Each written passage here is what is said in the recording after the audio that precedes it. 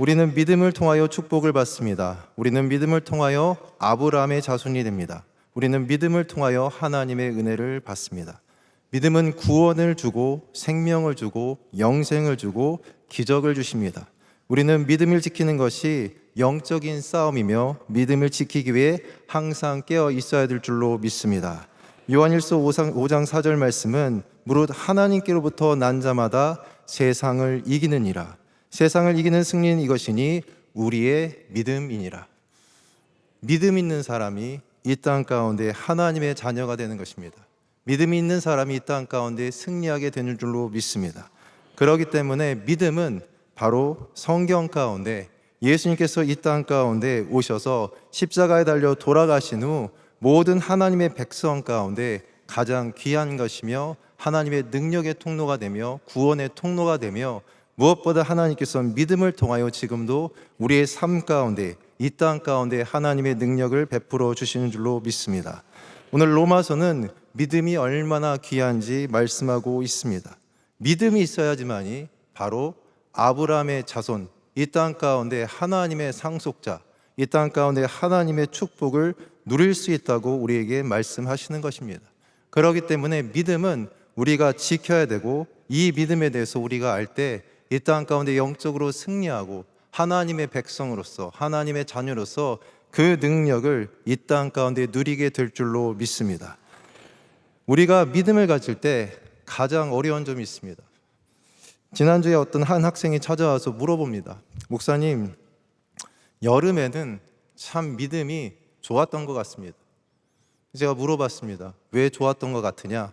그랬더니 하는 말이 계속해서 교회에 있었다는 겁니다. 수련회 가고 봉사하고 많은 시간을 교회에 있다가 세상 가운데 나갔더니 갈수록 믿음이 희미해지는 것 같다는 겁니다. 갈수록 많은 실수와 많은 죄악들이 자기 안에 쌓여져 간다라고 느낀다는 겁니다. 그래서 물어봤습니다. 다른 학생들한테. 여러분들은 지금 구원 받을 수 있다고 믿습니까? 제가 놀랐습니다. 물어봤는데 상당수가 손을 안 듭니다. 제가 다시 물어봤습니다. 왜 구원 못 받는다고 생각합니까? 라고 했더니 대부분이 자기가 죄가 있다는 겁니다. 잘 믿다가 지금 최근에는 죄를 꽤 많이 졌다는 겁니다. 죄가 없어야 구원받을 것 같은데 세상 살아가다 보니까 학생들도 죄가 많아진다는 겁니다. 이 땅 가운데 살아가면서 우리는 죄를 짓습니다. 실수합니다. 넘어집니다. 하나님을 배반하고 거역합니다. 어거스틴이 했던 말이 있습니다. 이 땅 가운데 세상을 선택하게 된다면 우리는 하나님을 적으로 돌리는 것이다. 선택해야 된다는 것입니다. 그러나 우리의 삶 가운데는 많은 죄악이 있고 실수가 있고 넘어짐이 있습니다. 그런데 오늘 로마서 말씀은 이러한 죄악 가운데 실수 가운데 그리고 우리가 여전히 끊지 못하는 죄 가운데 빠져 있는 우리들에게 하나님께서 은혜의 말씀을 허락하여 주십니다.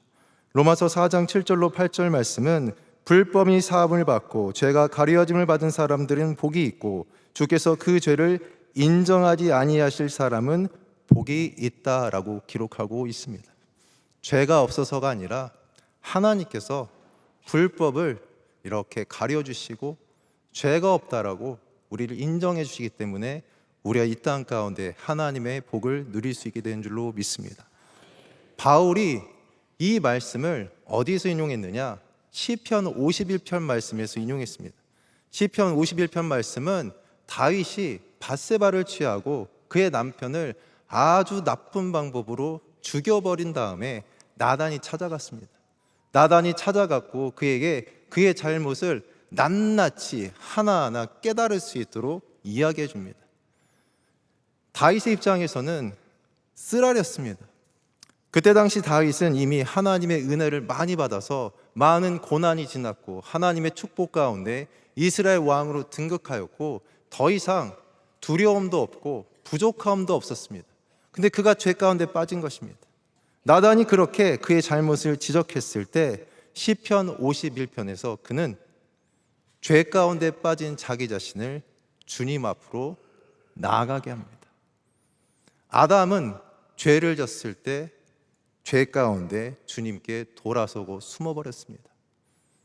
하나님께서는 여전히 죄악 가운데, 실수 가운데 끊어내지 못하는 죄 가운데 빠진 우리의 인생을 주님 앞에 다시 나올 때 용서하여 주시고 회복시켜 주시고 하나님의 복으로 우리를 채워 주실 줄로 믿습니다.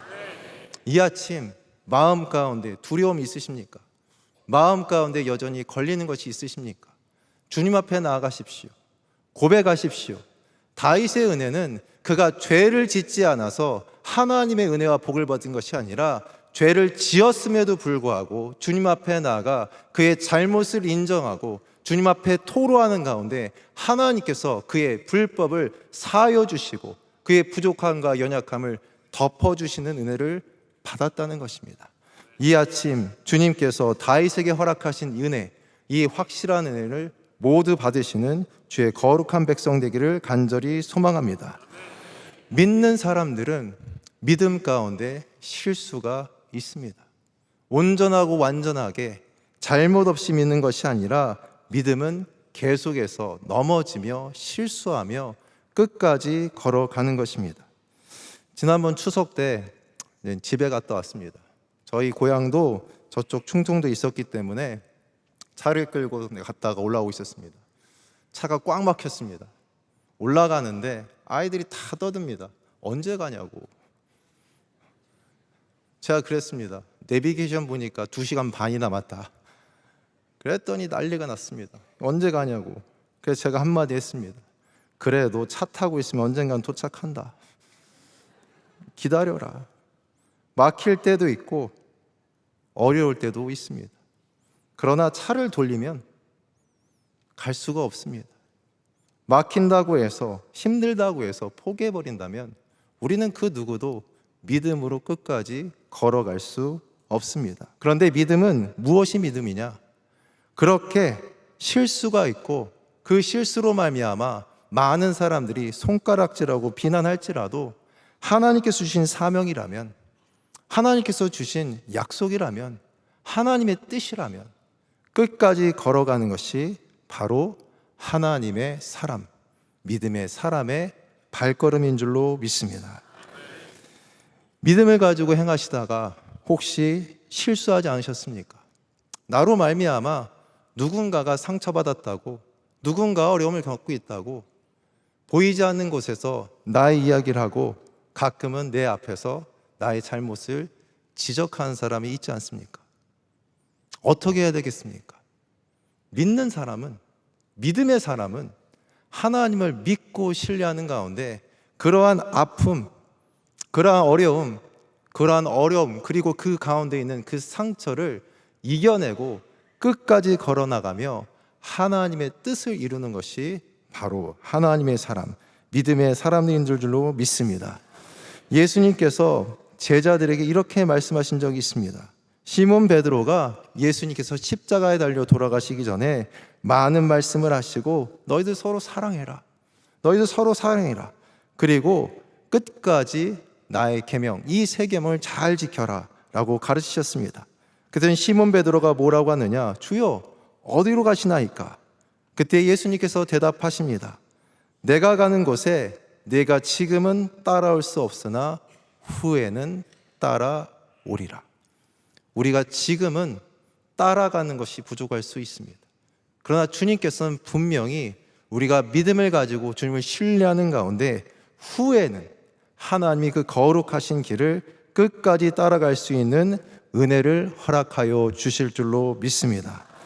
믿음은 그리고 무엇보다 절망적인 상황 가운데 모든 인간적인 가능성과 모든 상황이 더 이상 소망이 없을 때 끝까지 지키는 것이 믿음입니다.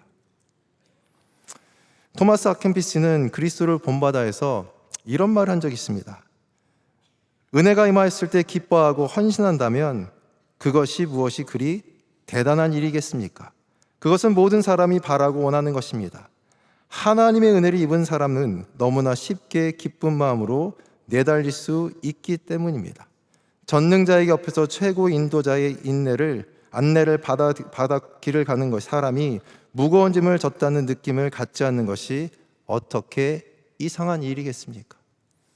은혜만 받고 가는 것이 아니라 토마스 아켄피스는 하나님께서 침묵하실 때 과연 내가 어떻게 있느냐, 그것이 바로 믿음이라는 겁니다.